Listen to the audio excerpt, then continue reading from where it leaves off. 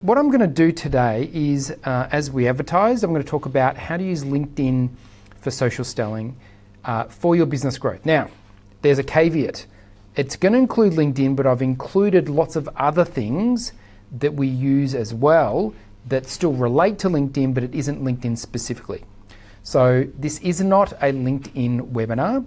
This is a webinar about selling socially using LinkedIn as part of the tool set. But there's going to be some other tool sets I've snuck in because they're really important to the overall experience. So I hope that's okay. I'll go through the process of explaining that step by step. But before we get into sort of the meat and potatoes of the social selling, I really want to sort of cover off a couple of extra things that we did in the last webinar, because for those who didn't join, this is context and it's really important. So what I'd like you to do if this is your first webinar is watch this one, then go back, watch webinar 1, because there's some really useful setup tools about inbound versus outbound selling, or pull versus push. Okay, now, before we get going, there's a couple of things that we like to do. So, before that, this is the process that we use to generate all of our revenue. We're about $1 million business and we don't do paid advertising. So that's what I'm going to show you how we do it specifically. We are going to be one of the case studies we use amongst others, but we'll also use our clients sporadically as well, just to keep it real. Now, one thing we like to do is what I was going to get to before, is to take a moment, and if you do have a phone and you didn't get the LinkedIn message from us about doing this gift to these people to make an impact for people in need, this is just something we like to do. It's a small thing, but it's a big thing for the people involved. We really feel like this is an important part of our business model to assist those less fortunate than ourselves. All you got to do is scan the QR code or go to this link. I think Pearlie's going to put it into the chat somewhere. Can you hear me all fine? So Sven, you can't hear me, but Adam, you can hear me fine. Not sure why. I'll continue on. Let me know. The people in the background can sort that out. But if you could just take a moment and do that. All you do is QR code it. You press what you want. We pay for it in the back end. Okay, so with that done, we want to talk about, this is a recap of just a couple of slides from the last one. Now, our methodology is called attraction, and it's very much pull versus push. So we like pull marketing, bringing people to us rather than go out and chasing them for deals. And the example we used is when you're doing push marketing, you'll know what it feels like. It feels like you're always giving your energy out. You're always looking for the new thing. You've got this neediness a little bit sometimes, which is not really the right energy we want to have when we're doing selling or just working with clients.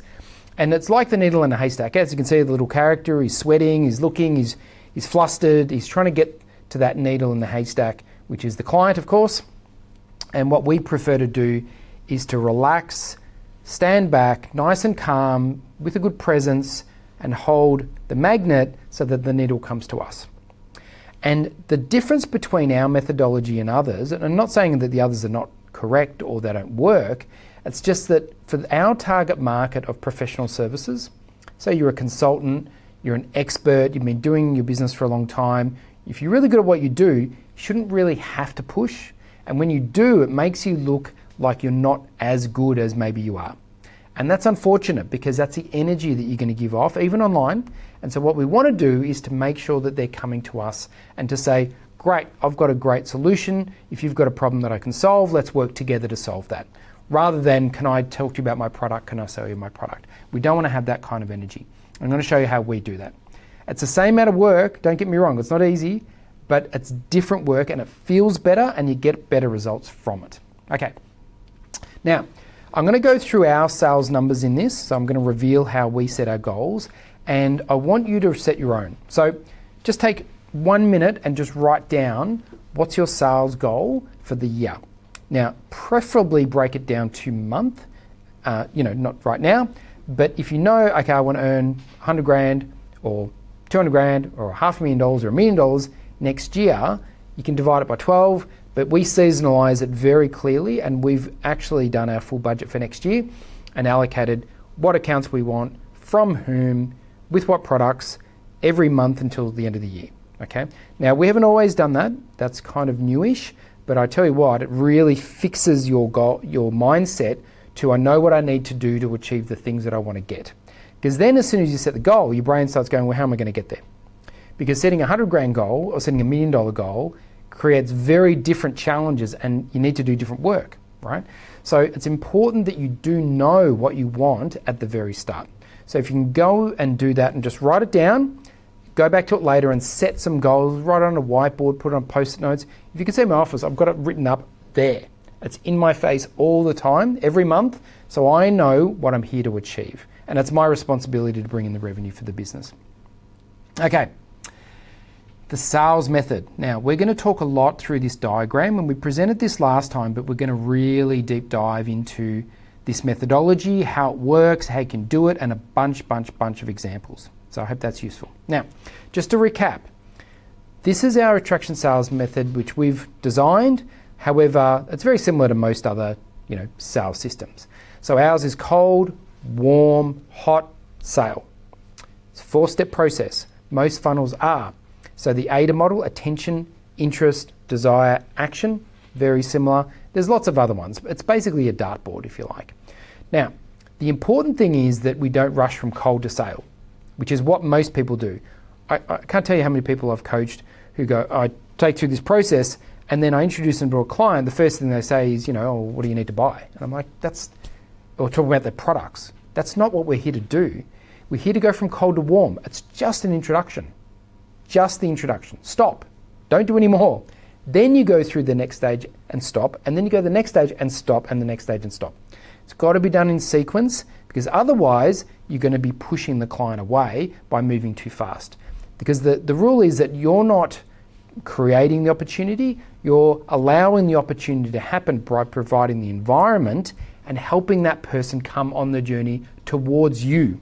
That's what inbound is. They're coming towards you, you're not coming towards them. So you lay down the breadcrumb, they pick it up and go to the next step. You lay another one down, they pick it up. You know what? If they don't pick it up, they're not ready. Or maybe the breadcrumb wasn't attractive enough. You need another one. I'll talk to you about how we do it with all of our breadcrumbs in a moment.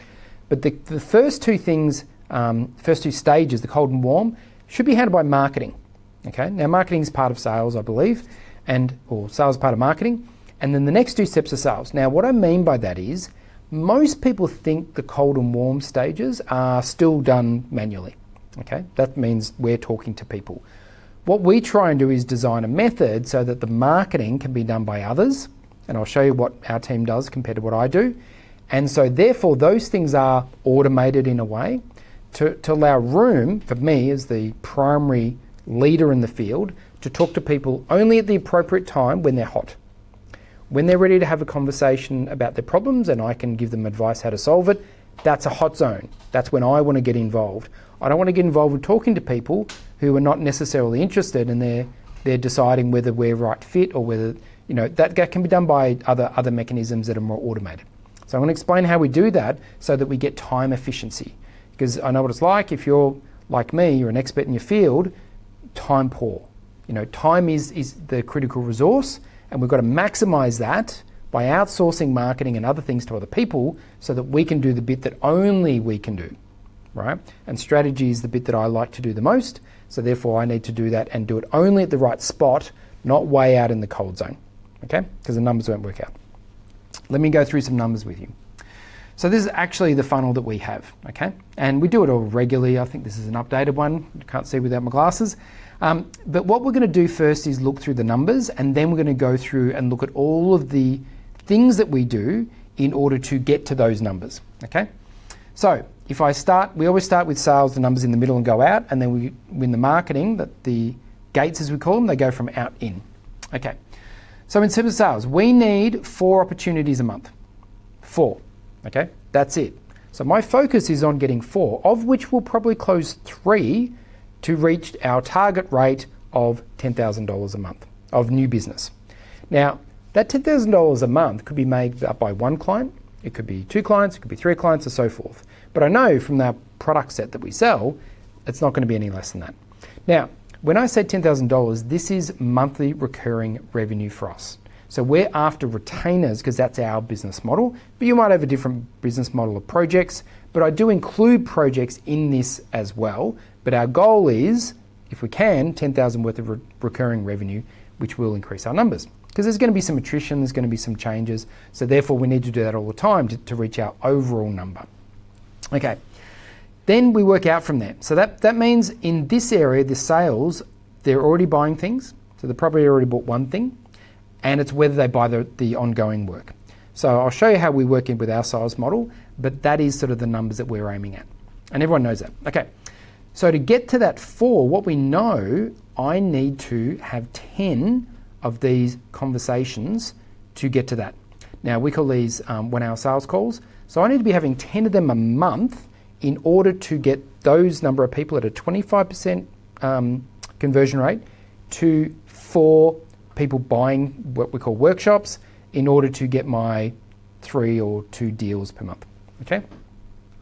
So that's the numbers. Work out to the warm section. I know it's a 10% conversion, so I need 100 initial conversations, chats, people reaching out an email, getting referrals from people, because I know that 90% of those don't progress, or they don't progress within that month. They might progress later, they just don't progress at that time to meet my goal right now. So I need lots of them. And I think of these warm ones as planting seeds. So I'm planting seeds, some of them will grow now, some will grow later, some will grow stronger, some will grow less weak, etc., etc. Now, this is generally where we start because we're a referral inbound marketing business. Now, everyone's marketing mix is a bit different. So we don't really need 10,000 people out here in cold land. We still do work in this area, but we mainly work from referrals, and referral starts in the warm zone. So we need a lot less quantity because it's higher quality. And so if you follow this system and you do it for a number of years, it takes years to build a brand, you can start lowering your overall number of people you need in your funnel because you'll just start getting higher quality ones. Now, I'll just pause and explain that in some ways. So let's imagine that I've been around for 10 years in this business, as I have, been doing this sort of work for 15 to 20. Then a lot of people know what I do. So someone who has been through my process or worked with me may see a friend and that friend needs something that I do. They would then refer me and send me an email or introducing or through LinkedIn or in person, however it works. And then that person is immediately in the warm zone, right? Now, that's because I've spent 10 years building that network. If you're just starting now or you're in your first year of business, you don't have those 10 years of thousands of people who can refer you easily, okay? So you need to do more effort on the cold zone to get there. But if you follow the process that I'm going to tell you about, then you'll be much easier in the future once you build up your assets and your library of people, okay? So, however, if you just did meta marketing and, put out Facebook ads, in 2 years' time, you're going to be exactly the same spot. You might have a few more clients to refer you, but you're not going to have the network of people who know, like, and trust you in order to get enough referrals, okay? That's why we feel like the inbound system for our clients is far more effective than outbound. And remember, this is for professional services, knowledge professionals. These people don't need many new clients, every single month. This is not when, like I was doing, selling products e-commerce, we need thousands of sales a month. This is a different model for a different set of people. And if you're like me, knowledge professional, this is the right model for you. All right, that was a lot of preamble, I know.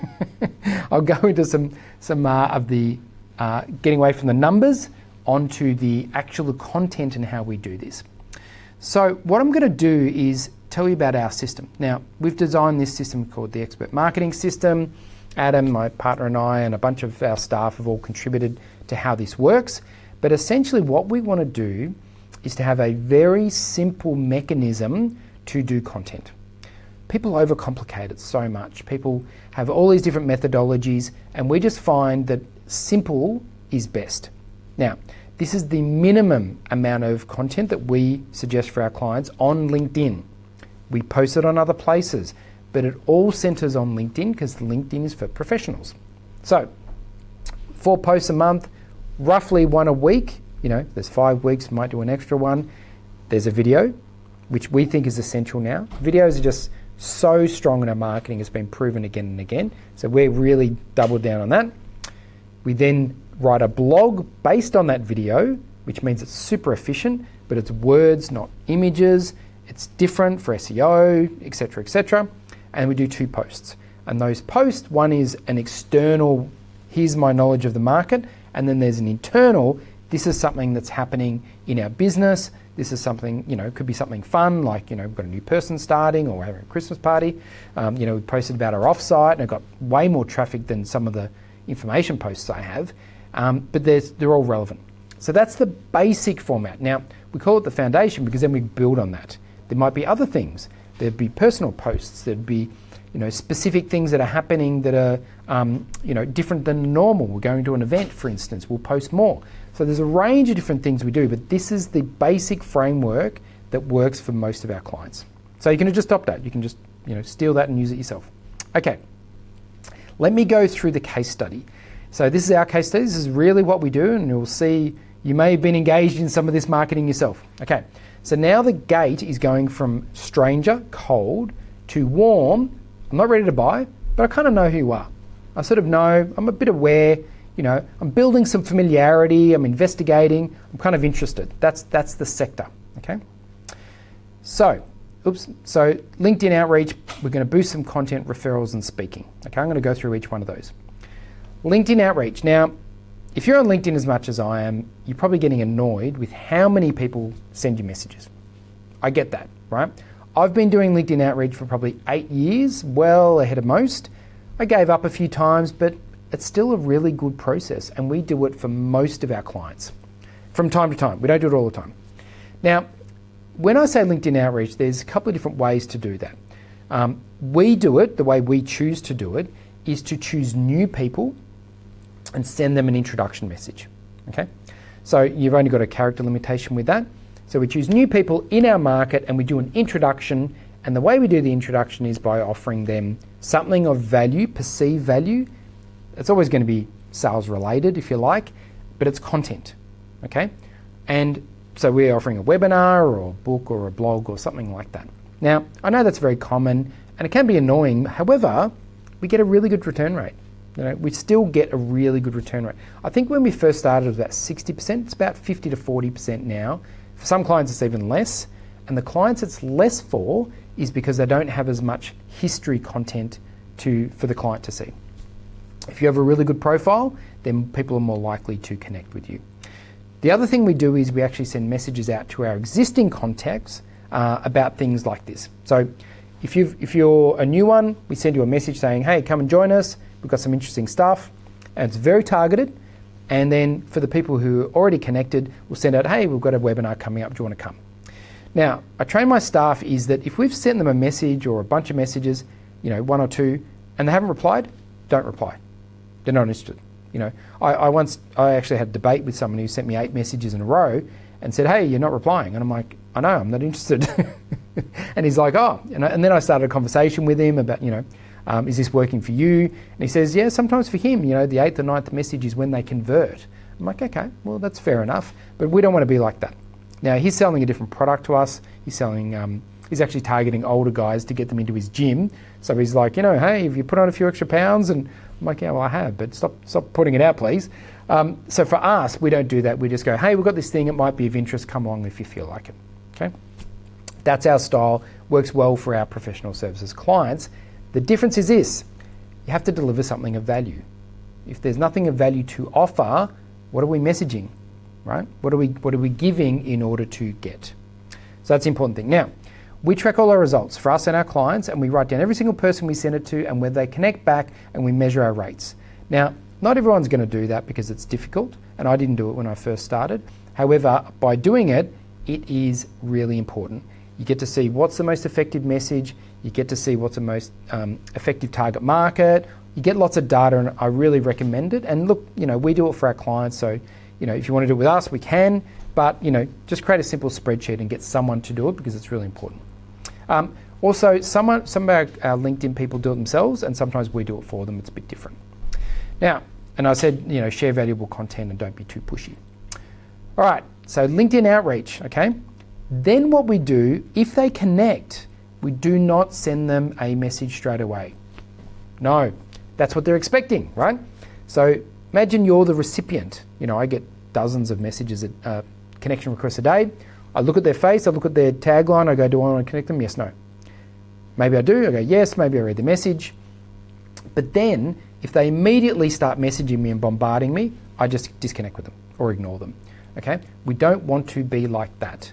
What we want is to go, thanks for connecting, just stay there, remember breadcrumbs, and then once they're on your profile, you can start sharing valuable content that they may see so that they can choose whether they want to participate or not, okay? This is the client coming to us rather than us going to the client. Now, we also use Facebook and some other ones. We use Instagram, we're getting on TikTok just to trial. LinkedIn is by far and away the most effective tool that we have for us and all of our clients. Okay, so we put it on LinkedIn and we start sharing content. The content are, we do blogs, we do videos, we also mix it up. We do different things at different times. So the types of content we do, like at the moment we're doing industry specific content. So I'm writing about architects, I'm writing about builders, I'm writing about different things. And so I'm doing that all the time to mix it up. And then I'll have another series, and then I'll do something different. So we want to make sure that we're not doing the same thing over and over and over and over again because it gets a bit boring, okay? Now, we boost, which means paying to send our content out to all of our audience. And let me explain some history. So Facebook was the first people to institute company pages. And they got these company pages and everyone was like, oh my God, this is amazing. I'm going to spend all this time creating a page, getting contacts and connections. And then they went, oh, if you want to actually talk to those people, you're going to have to pay. So the organic reach from a Facebook page with contacts you already have is about less than 5%. And if you don't boost, you're not going to get any reach, okay? LinkedIn, if you noticed, brought in boosting. And what happened? Their reach died. Their organic reach died. So really, if you're going to boost content, this is through the company page, you need to pay now. And we only do it when we have a high value piece of content, not a low value like just a post. It's only on a blog, a podcast, a webinar, video, something like that. And we boost to our target market, and we define our target markets very clearly in our buyer avatars because we want to make sure that we're only boosting it to very specific people, age demographic, job titles, etc., etc. LinkedIn's got some really great data, not as good as Facebook, but different sort of data, and it's really good to do boosting. I don't advertise on LinkedIn, sorry LinkedIn, but I do boosting, and I spend $50 maybe to put something out to go to the people who I already kind of know. Okay, that's how we do the boosting content. So we've connected with them, we've done that. Then what we want is for those people who know us to refer us to the people we don't, or the people in the warm zone, okay? Now, the process of referring is very tricky. And before I wrote my first book, someone was, trying to sell me the book service, of course, and they said that there's no client who can pitch you as well as you can pitch yourself. So they'll go, oh, Andrew does marketing, Andrew does branding, Andrew's good at personal branding. So that's not really a full pitch introduction that I would normally do. And so what we do is go, great, tell them that, and then hand them my book. Send them a podcast, point them towards my blog, because what I want is my asset to talk about me as much as that person could, okay? That's really powerful. And so what we want to do over time, you don't have to necessarily write a book, but everyone can write a blog. Everyone could produce a little ebook, or even a podcast is quite affordable these days. You have something for your referrals to give to the people, so it's not just a cold, here's this person, I don't know anything about them, okay? And you want those prospects, those people in the warm zone, to review your content to decide themselves if they're right and they move forward in the sales process, or they don't, go, not quite for me, and they leave, which saves me time. Because if they don't like me and they don't like our methodology and they don't like our style, they're never going to become a good client, right? I said good client, not just client. We want good clients who come back, enjoy our service, don't mind paying, and refer us. That's actually what we want. Okay, so what we want is our good clients, the hot zone, the sale people, to refer to people in the cold and warm zone. And the best introduction I can get is by email. And the email I like, rather than a phone call, rather than even a LinkedIn message sometimes, because what I can get is more data.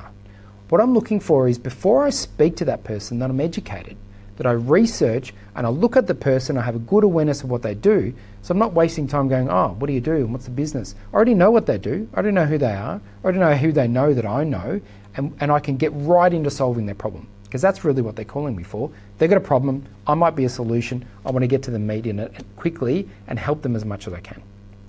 Our process is this: if you had seen something you like, if you referred us, we will then give them into a short conversation, preferably on video call, not phone, but video call, for a short period of time, just to see if it's a problem I can solve. Because if it's not a problem I can solve, I might be able to refer you to someone else or give you an asset or whatever it is. So that's the first bit. If there's a good fit, we then want to have a separate, at a different time, longer conversation, which could be face-to-face, it could be with other people, could be with their other directors of the company, could be with their partner, whatever it is. That's a more serious conversation about the problem. But if you don't do that initial qualification and you make that a really long session, often you're giving them all the answers and you don't need to go to the next session. And there might be people who are missed. It could be a premature quote. We always find it's good to have this part in the process, okay? So you do the 1 hour process, and then we want to go to a workshop or some sort of formal engagement that's small, but it's paid. Now, if you're in the old Dent methodology, which I really like, it's called product for prospects. We call it pre-product, but it's something where you're giving what you do and they're paying for it so that there's an exchange of value. And what you want to do is over-deliver in that to then present your primary product, okay? So there's 4 steps in the process, just like the 4 steps in the sales methodology. That's what we do, it's what we design for most of our clients. It's pretty standard in most businesses now, this kind of methodology, and I think you should adopt it. And if you're trying to go from someone emailed me to sale, it's very unlikely to happen. Or you'll get the wrong clients, both of which is a bad outcome. Okay, so speaking. Now, not everyone likes to speak like I do. Believe it or not, I used to be the most nervous, introverted speaker. You wouldn't believe so, but I just grew to like it as I did more and more and more of it. I just made myself do it regularly in order to get better. And I just enjoy sharing knowledge now. The good thing about speaking is that it adds a lot of credibility, particularly if people are inviting you and paying you to speak. That means your knowledge is verifiable value. And let me give you an example of just a couple of these things. So I teach at RMIT, and I used to teach at different universities, which gives me some level of authority in my field, but it also puts me in contact with lots of good people. That's why I like to do it. Also, I like to teach the kids and give back to them, of course, but when I teach the master's level, that's when I get really good contacts. Now, I like appearing on other people's podcasts. I haven't done it as much lately, but I've done a lot of it during my kind of career, but I really enjoy it because then I get to see someone else's process, I'm getting access to their audience and so forth. And getting paid speaking gigs is great. I've done a couple lately and I've really enjoyed them. So, if you have any, let me know. I also do some free pro bono ones with charities and different things. Now, speaking is extremely powerful because you've got authority, and if you put your heart and soul into it like I try to, what happens is it's very memorable. So, true story, I think it was like earlier this week, I got an email from somebody saying, you spoke at our event last year. It was a finance event. I didn't get that many leads from it. I was quite surprised. But this person remembered me and asked the organisers to connect to me. And so that's a potential client. So they remembered me enough to go back to the organiser and say, I remember that speaker, I can't remember his name. I'd like to connect with him on that. And this happens all the time. It could be 5 years ago, 3, 4, 1 year ago. It's amazing how people come back after a long period of time and go, I remember you, that speech, that thing you did, of which I've done 50 since then, and it made an impact, and I want to, work with you, or I want to, employ you to do something else. It's very powerful. So these are the sort of assets, the sort of acorns we're laying down in our warm zone so that we can grow a tree later on. It could be years. This is why it's a long game. So if they're in the cold zone, everyone in the audience is the cold zone, by the time you leave, they're in the warm zone. And a percentage of those will be interested enough to go and look at your website, join your LinkedIn, etc., etc. Now, what I try and always do at these events is have some way of connecting with them. And if it's a small group, I'll get the list before and I'll connect with them on LinkedIn and look every single person up prior to the event. Okay? It's a bit of work, but then I know who they are, who they know, what they've done, and I can seed and drop little hints and things into the conversation to create that connection. Okay? Then I can take photos and share it on LinkedIn afterwards to then tag these people in, and it creates a bit of a social media buzz. If it's a big audience, it's very difficult to do, but you can put a LinkedIn QR code up there so that they can connect with you. And connect with everybody. Everyone in the audience is a potential client or a potential referrer. So make sure when you're doing these speaking gigs, you've got these little hooks on the line for that. Obviously, when you're doing a webinar like this, I probably know every single person who's attending. We had about 70 odd registrations. However, for those people I don't, we will go back and make sure we've connected with them on LinkedIn for the future event, for the future content, for the next thing that we're doing. That's how it works. LinkedIn is the database of how we share content, connect with people, and it's the filter for all of these different activities I'm talking about. Okay. Case study. Now, this is a bit of a different case study, and I was in two minds of whether I include this or not, but I've decided that I will. So, what happened is this is a medical client of ours, and we have this process. It's a deceptively simple but quite unique and detailed concept of reaching out to general practitioners. So specialists get referred by GPs, and we want more GPs to know about us so that they refer more clients, more patients, I should say. But the part of this is GPs are probably the hardest target market to get to. They're almost impossible. So we designed this system to engage with them on a genuine basis, and it's a multi-level approach because we need to go through the practice managers to help us to get to the doctors. The point of the story, I won't go through the whole process because it's quite complicated. Might run a webinar on how we do this, but at the very end what we do is we have the doctors volunteer their content to us so that they can get access to training. And that's where we pivot from physical to digital in that case. Now, when we do that, or at the very start, we try to connect with them on LinkedIn, but at the very end, when they register, we ensure that we connect with them on LinkedIn so that they see all of the latest training that we do, as well as email. Because we know, because they're so hard to reach, they don't read their emails, but they do look at LinkedIn. You'd be actually surprised about how many GPs do that, but they'll only interact with you if they know you. So this whole process is for them to get to know us, to gift us their contact information, so they will actually engage with us in a real way. And what this highlights for me is when I said social selling, it's not social media selling. It's social as in genuine connection between people so that they want to follow you and want to hear from you and enjoy your content. Now, they're not all raving fans, they're all in the different processes, but what I mean is there's no trickery in it. We're offering real value for those people who have real problems that we can solve. And that's the best database you can get, and it's better than an email database. A LinkedIn database is the best I have found. I haven't found anything better yet. All right. Case 33, Michael Kenihan, one of my favourite long-term clients. Might even be here today, I'm not sure. Oh no, he's in Paris watching the Olympics, so he's not. Lucky man. And I know that because his books are sitting over there and I have to deliver them when people order them.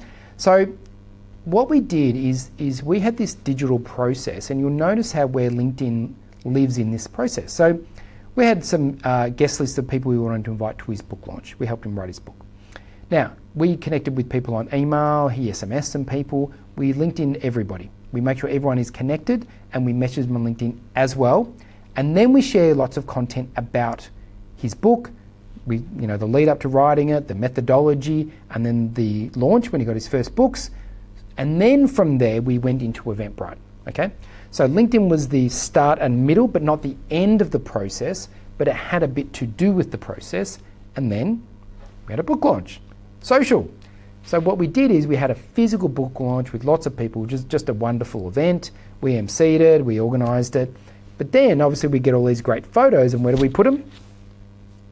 LinkedIn and his website, maybe other social medias, but we make sure we put them on there so that and tag people so they can then comment and so. So LinkedIn is a social network when you do it right, rather than just this is how successful I am, or this is what I want to sell you today. It can be used in the right way if you do it right. Okay, just a few more things that I want to share. Okay, another example, this is now, instead of going from cold to warm, this is warm stuff that Social Star does, okay? So we've gone on someone else's podcast, we've done some speaking, we've done some LinkedIn outreach. Now people are in the warm zone deciding if they like us. If they like us and trust us, or like us, think we're credible, which equals trust. So these are the things we do. So this is an example of Alexander Spencer, one of our clients. When someone goes from their cold to their warm, they get to see this website. And look what it has. Pictures of the real people. It's not stock imagery, this is them, right? Then it's got LinkedIn profiles, which looks consistent and has nice photography. And then it has a nice video. This is on LinkedIn and their website. Then it's got a blog, which has got more real organic pictures, and a podcast. So what this means is for professional services, someone goes from cold, I've heard about them, been referred, I'm going to check them out. You Google them or the key people, because most referrals go to an individual, so Savan in this case. They'll come up with the company website and LinkedIn. They're the two most likely things to come up, maybe YouTube, maybe the podcast. Now, when they get that, what they're going to do is just have a quick look around and see if it's for them. Is it a cultural fit? Is it something that's interesting? Now, instead of them going on and it's just a phone number and a stock photo and says we do accounting, which would be boring, it's got rich data so they can spend more time. And if you look at your website analytics, we find that the more real content with real people that we put on there, the longer we have people spend on our website. And we want them to do that. We want them to go, oh, they didn't know they had this, and oh, they've got an ebook on, they've got one for GPs, in fact, we built. Oh, I might listen to a couple of episodes of the podcast. The more they do that, the more they're putting themselves into the hot zone. They're self-deciding that they want to come on the journey with you. So when they reach out to Savan and go, hey, I really love your podcast, can we have a conversation? He's spending his time effectively. They're no longer tie kickers. They go, we've decided you're the one. Now we just need to see if the terms and conditions, pricing and specific problem can be answered. That's a hot zone problem. That's not, I'm looking for a new accountant. Can you explain why you're good or not and what your fees are? Maybe I'll decide, if I go with you or not, right? Digital assets are doing the marketing, not you, because you should be spending your time with clients. Okay, here's the last phase that I want to go through. So this is they're already gone through warm, they've gone through all your assets, and they're gone, I've decided it's you. So we've got 3 things that we're doing at the moment, and the one is webinar. Welcome to my sales funnel.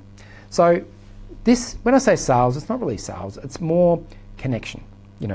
We have a service, people want to have a problem solved, they might want help with marketing or sales to get them more business, they need a partner they trust. We do webinars in order to inform you about how we do it, and if it's right for you, you'll come on the journey at the right time, right?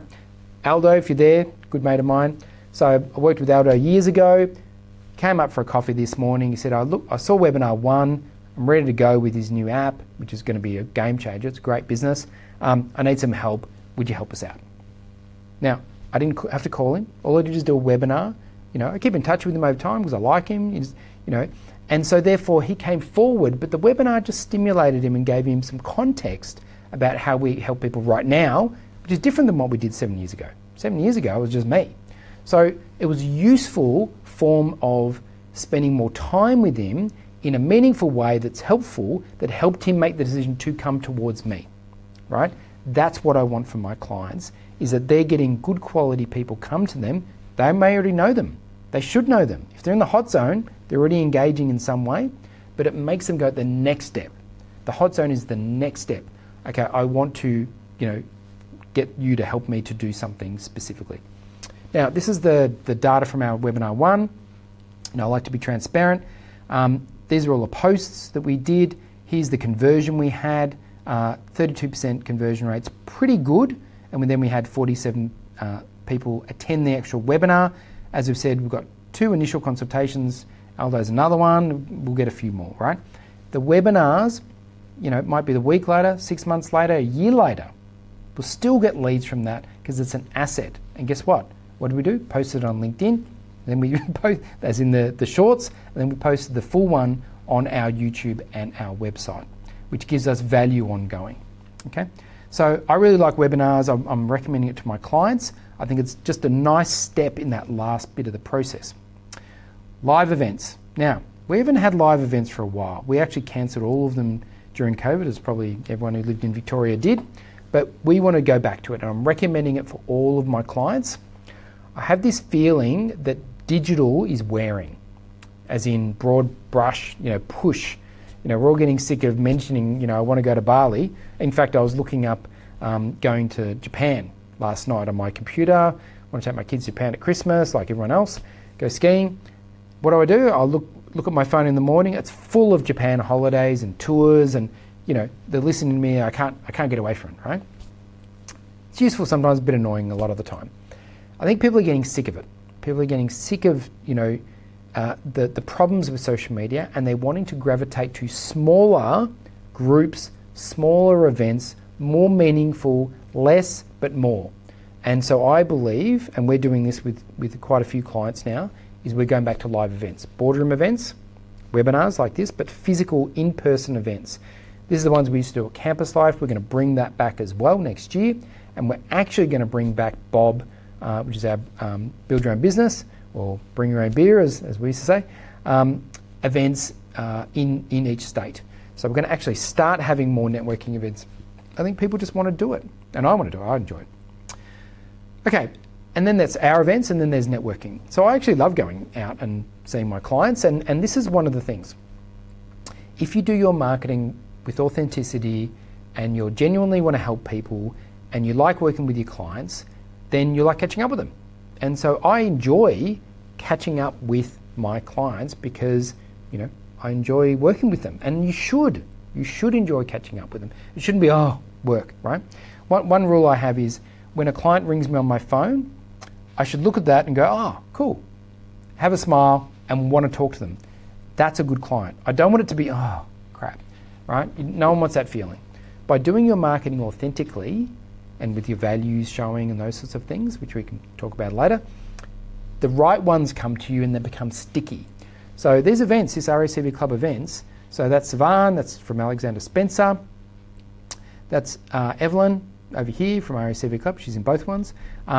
She was from that client that I did the speaking gig with, and that got that referral recently. Oops, I just skipped ahead there. And so these are all Bob ones. There's Gareth, my IP lawyer. Hi Gareth, if you're there. There's a Dia. These are all a bunch of clients that I used to have. So I genuinely enjoy catching up with these people. If any of these people called me tomorrow, I'd be like, yeah, come in for a beer, like Aldo. I'm happy to have a coffee with you, just to catch up. That should be how the networking is, because when it's genuine, it comes across better. And if you're helping, not selling, then they'll want to help you with referrals. Evelyn gives me heaps of referrals. Okay, closing. Some people struggle with closing. Now, the way I like to do it is once they've finished, their 1 hour call or whatever it is, or the coffee, they should just say, I should be presenting them with such value. They go, oh great, what's the next step? I want them to ask me what the next step is, and I normally say, I'd love to do this. This is normally the first thing, is a workshop, a marketing report, an assessment, some type of way to help them bridge the gap between I'm not sure what to do next to there's a plan. You've got to have a plan. Have the plan and pay for the plan before you say it's $5,000 a month, right? I mean, I can do that, but that's not what I want to do. What I want to do is go, here's your plan, and here's multiple ways that you could go about that plan. You could do this part, your sister-in-law can do that part, we can do this part, or we could do all of it. I just want to give them options to get them where they want to go. The key is you're here, they want to get there, and I've given them a plan and options of how to work with us, if they want to. Again, breadcrumbs, 3 breadcrumbs, you choose. You choose how you want to work with us, right? And then they've opted in to the one that they think is best for them at the time.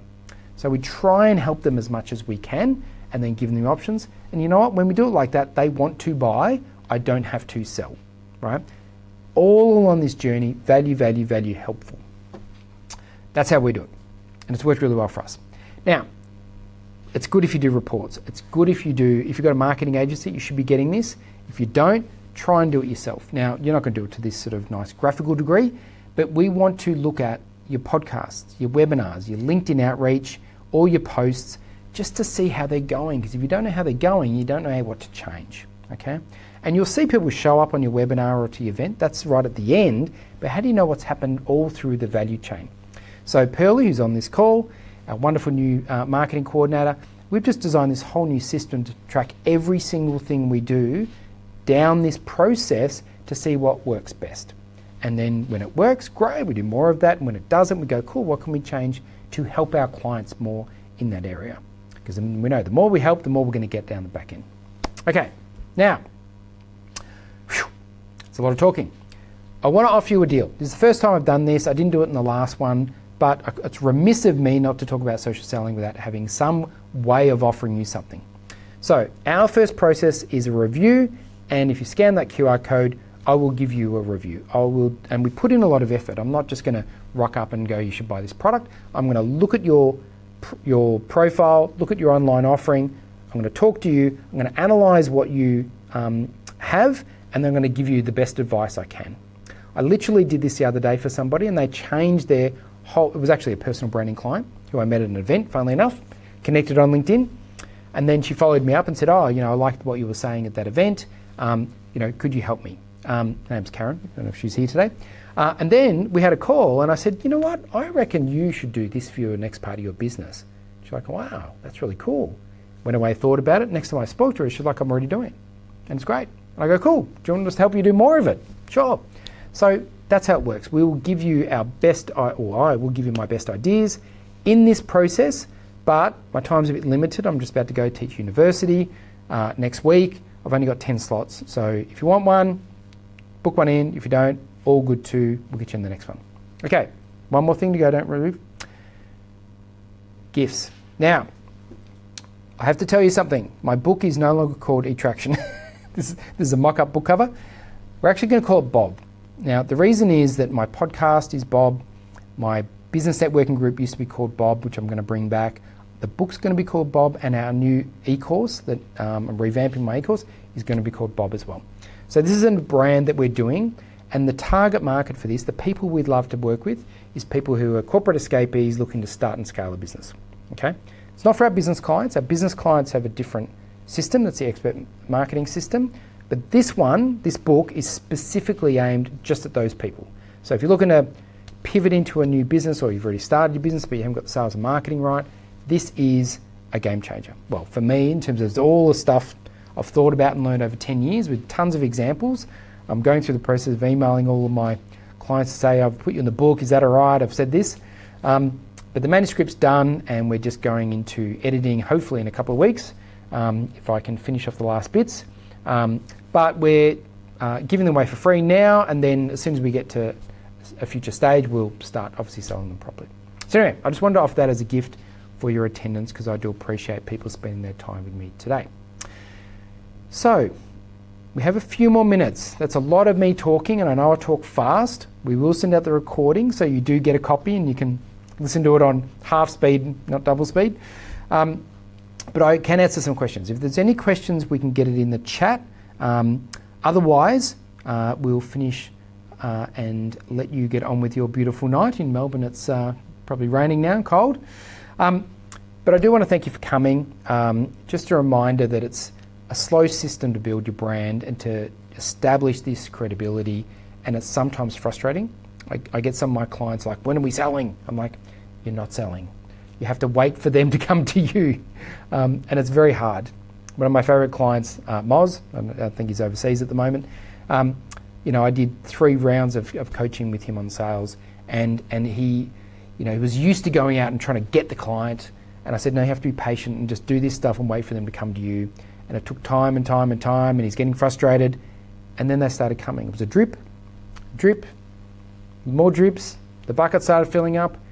He's got so many clients now. He's now got someone else running the businesses, and he's off doing his MBA, traveling around the world. Okay, it works, but it takes time and patience and effort. Effort in building real relationships, real resources that are useful, and doing things in the right sequence. So, with that last piece of advice, if there's any feedback, we'd love to hear about it. Please message me on LinkedIn. You can go to my team and message us through Social Star as well. But it's always a pleasure talking to my clients. Most of the people who are registered I already know, which I love, and there's a few new faces there as well. if you do want to reach out and have a call, grab one of those 10. Otherwise, you can just message me and we'll see what we can do to squeeze you in. I'm a little bit tight at the moment, just for the next sort of 12 weeks of semester. But it's always a pleasure seeing you again. Till the next webinar, adieu.